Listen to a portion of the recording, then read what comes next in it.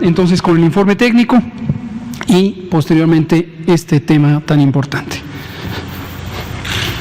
Por favor, la primera. 203 conferencias de prensa, 113 días de nueva normalidad.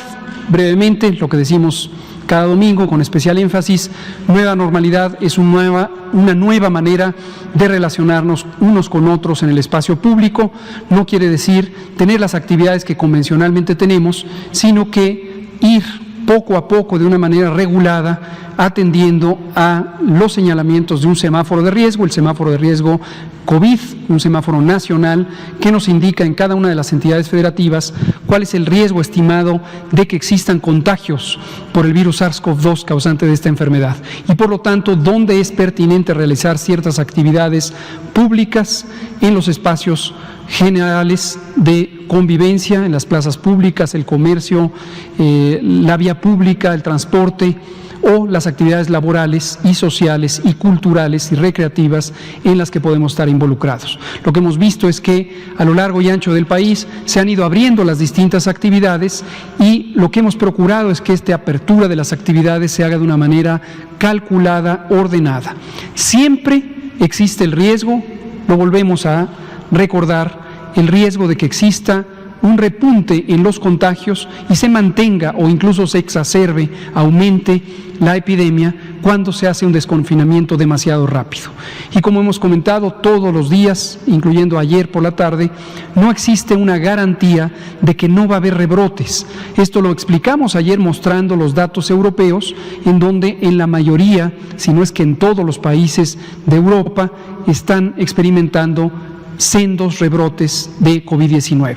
Desde luego la región de América, el continente americano, en donde está nuestro país, no escapa de esta realidad y México y el resto de los países del continente americano son susceptibles a que se presenten rebrotes, repuntes, un cambio en la tendencia.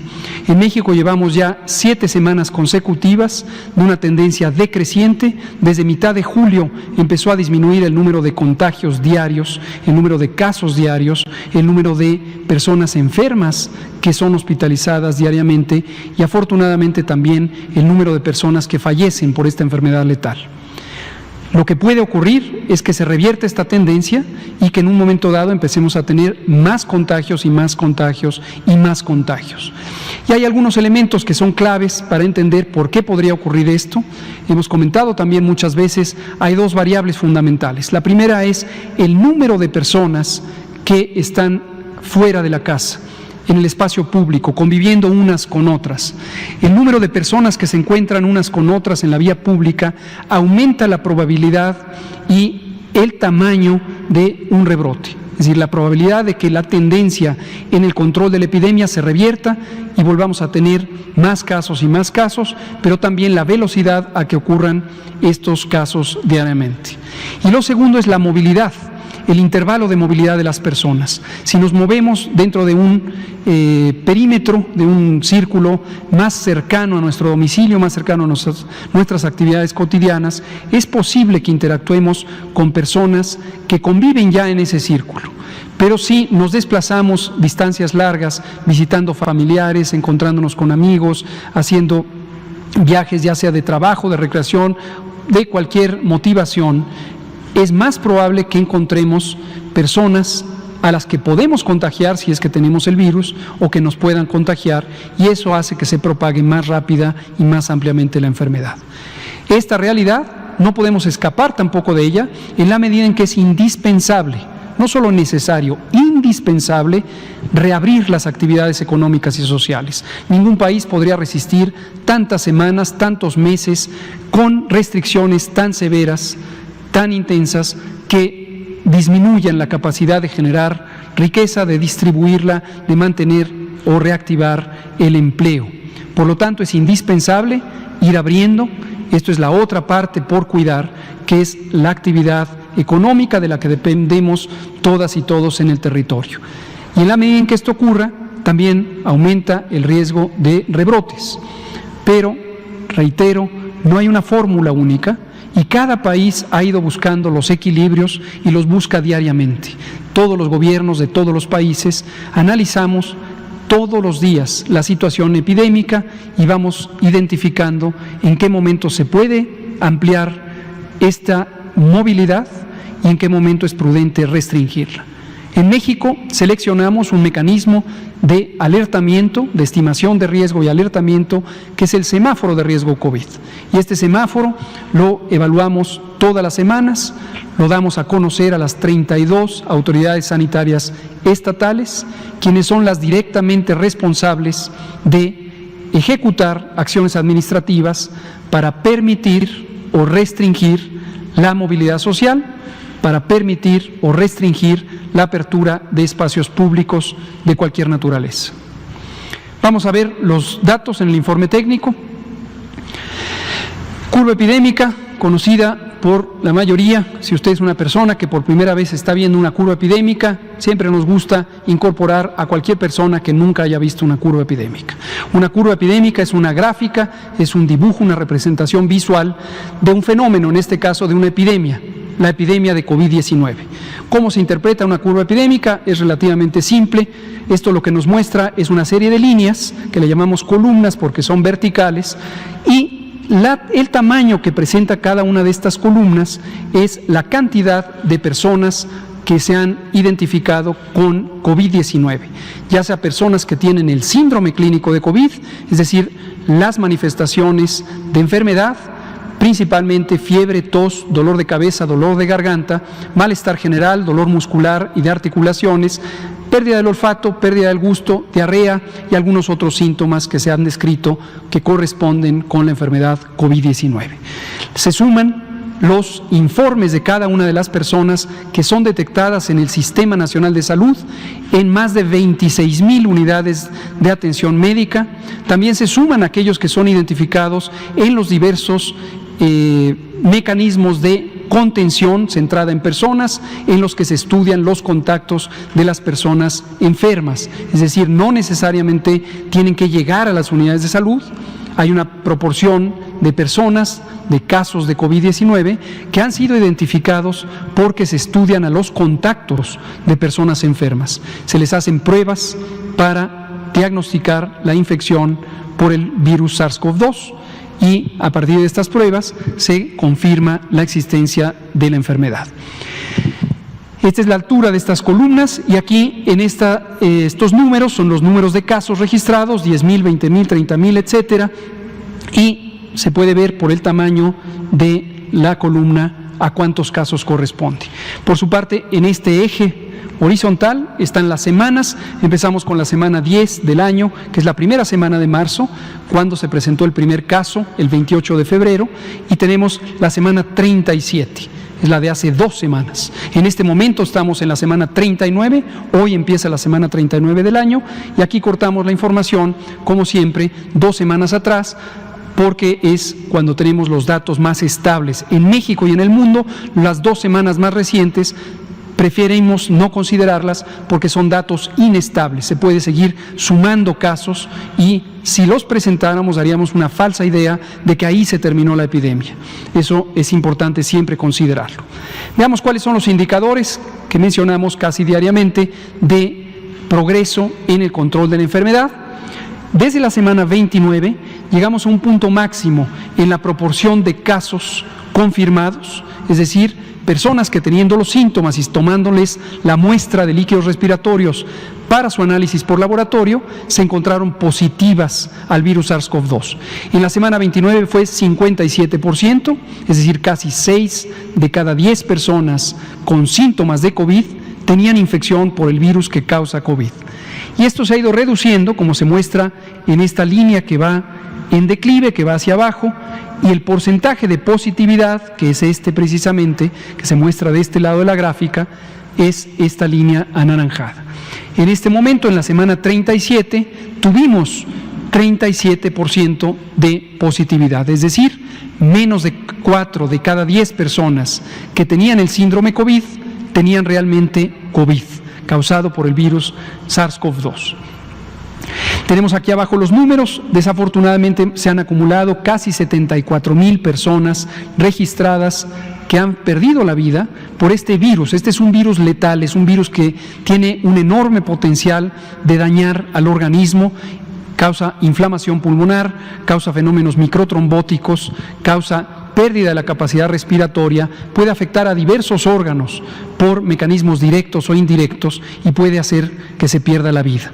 En especial las personas que tienen 60 o más años de edad, que tienen enfermedades crónicas como diabetes, hipertensión, obesidad, tabaquismo, que en sí mismo es una enfermedad y es causante de innumerables otros males, inmunosupresión por cáncer, medicamentos inmunosupresores, VIH o varias otras causas. Y aquí siempre que decimos esto recordamos, si usted tiene COVID, si usted tiene fiebre, tos, dolor de cabeza, dolor de garganta y cualquiera de los otros síntomas, y tiene además 60 o más años o alguna enfermedad crónica de las que acabo de mencionar, por favor no se espere, por favor vaya a atención médica en los hospitales públicos o si lo prefiere y acostumbra a hacerlo, vaya a un hospital privado, pero los hospitales públicos están destinados para atenderle y hacerlo tempranamente puede ayudar a salvar la vida de usted o de algún familiar que tenga este padecimiento.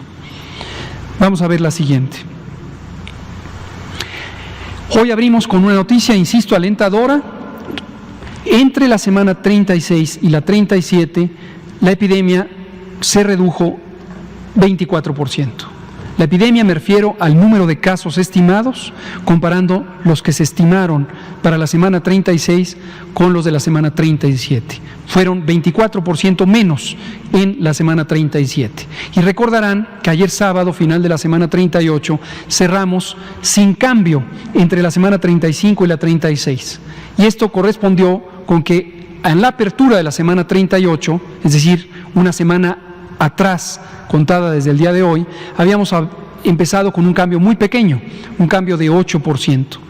Hoy estamos empezando con un cambio de 24%, que seguramente se irá reduciendo a lo largo de la semana. Y el próximo sábado estaremos viendo cuál es la conclusión respecto al cambio o la reducción entre la semana 36 y la 37. Muy probablemente no será de 24%, pero muy probablemente será más que cero, y no como nos ocurrió en la semana que recién terminó. Vamos a ver, los datos irán mostrando la situación. Recuerden que siempre hay que considerar que las predicciones no son promesas. Nadie vaya a tener la expectativa de que ya lo dijo, iba a ocurrir de tal y cual manera. Esto no es una bola de cristal, esto es técnica, esto es ciencia, son métodos con los que se evalúan las epidemias. El otro indicador muy importante es el porcentaje de casos que corresponden a los últimos 15 días. Insistimos y no dejaremos de insistir en que esta información que vemos en la mayoría de los medios de comunicación, de sumar los casos desde el 28 de febrero, no tiene una interpretación epidemiológica útil. ¿Por qué razón? Estadísticamente, desde luego que se puede hacer, y desde luego que nos puede dar una noción de qué tanto se ha afectado la población a lo largo de todos estos meses. Pero es importante que esto no se interprete como el tamaño de la epidemia existente en cada momento. En este momento solamente el 5% de los casos de COVID son casos de COVID. El resto, o desafortunadamente, son estas 74,000 personas que han perdido la vida, o son personas que ya se han recuperado. Algunas tardan en recuperarse, sobre todo las personas que han estado críticamente enfermas y tienen necesidad de rehabilitación pulmonar, en general, orgánica, psicoemocional y de otro tipo, social también. Pero la gran mayoría, 80% de las personas que han tenido COVID ya se recuperaron, ya están en casa, ya no contagian, muy probablemente ya no se pueden contagiar. Esto es algo que no se ha podido confirmar en el mundo entero. Si alguien que ya tuvo el virus, ya no se va a contagiar. Pero hasta el momento, lo que se sugiere es que esta sea la situación, que es muy poco probable que alguien que ya padeció COVID se vuelva a infectar, por lo menos en un periodo corto. Entonces, el tamaño real de la epidemia es 5% de los casos que se han ido identificando. La otra señal alentadora es que desde la semana 27 ha disminuido la mortalidad. Ayer preguntaban sobre las razones por las que disminuye la mortalidad y lo que está ocurriendo también en Europa, en donde, aunque están en rebrotes, la mortalidad o la letalidad de caso es cada vez menor. Esto es resultado de muchos cambios que han ocurrido a lo largo de los meses de la epidemia en el manejo médico de la epidemia, en la oportunidad de detección, en la oportunidad de atención, en la calidad de la atención, en los mecanismos con los que se trata la enfermedad, por ejemplo, el monitoreo temprano, la oxigenación no invasiva, la hidratación deliberada y otros varios mecanismos. Entonces, efectivamente, la mortalidad por COVID ha ido disminuyendo desde la semana 27, el cambio entre la semana 36 y la 37 fue de 60%. Es la reducción más grande en mortalidad entre 2 semanas consecutivas que hemos tenido desde el inicio de la epidemia. Todos estos indicadores, como comentamos repetidamente, son consistentes unos con otros. En todas las entidades federativas se ve este mismo patrón y tenemos ya 26 entidades federativas que tienen al menos 3 semanas consecutivas de descenso.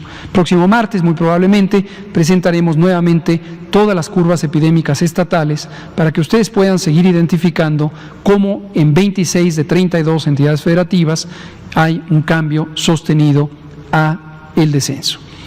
Veamos por último la ocupación hospitalaria, recordando que la ocupación hospitalaria fue en un momento dado un objetivo muy importante de garantizar la capacidad de atender a todas las personas que tuvieran médicamente criterios para ser hospitalizadas por tener COVID grave.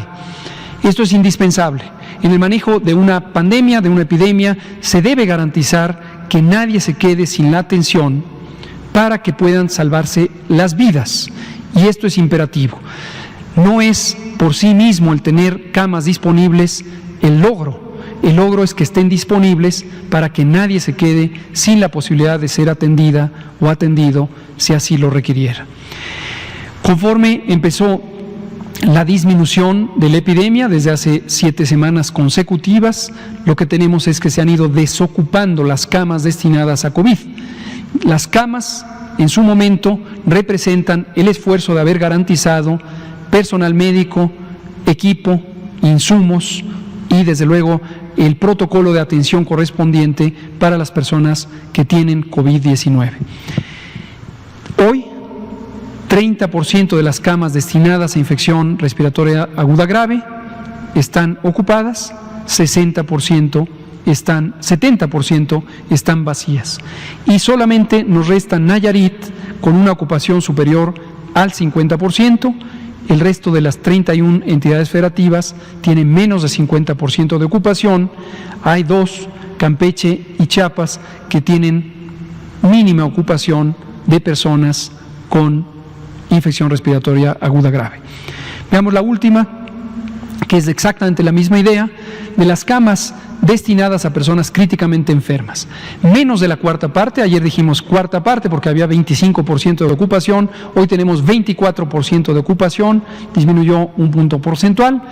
Recordar que esta cantidad de camas disponibles de terapia intensiva no existían en el país y fue gracias a un esfuerzo muy deliberado, muy intensivo, multiinstitucional, que logramos aumentar más de 4 veces la capacidad hospitalaria en terapia intensiva.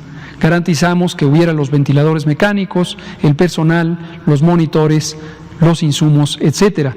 En este momento solo 24% de las camas a nivel nacional están ocupadas, las camas para personas críticamente enfermas, y desde hace muchas semanas, más de 6, ninguna entidad federativa tiene más del 50% de ocupación.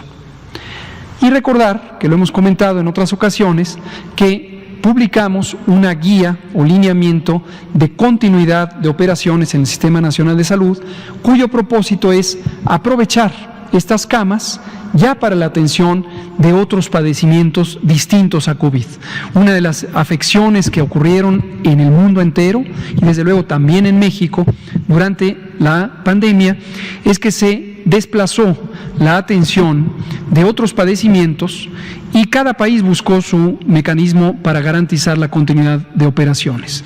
En México lo que hicimos fue, entre otros mecanismos, firmar un convenio con el sector privado para poder atender 6 entidades médicas de atención urgente y se han estado ocupando hospitales privados pagados por el Gobierno de México para que se pueda atender a las personas que tienen otros padecimientos urgentes. Y de los padecimientos no urgentes se hizo una calendarización para que se pudieran sustituir las consultas por atenciones ya sea telefónicas o con visitas domiciliarias y dotar a las personas que necesitan tratamientos continuos con más dosis de tratamientos que las que habitualmente se dan, en este caso para sustituir la atención no de 3, sino de 6 meses consecutivos.